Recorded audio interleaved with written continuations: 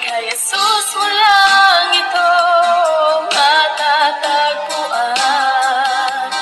Tanging kay Jesus mo lang ito mararamdaman.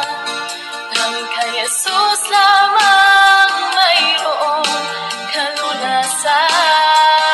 Lumapit ka, lumapit ka sa Kanya mo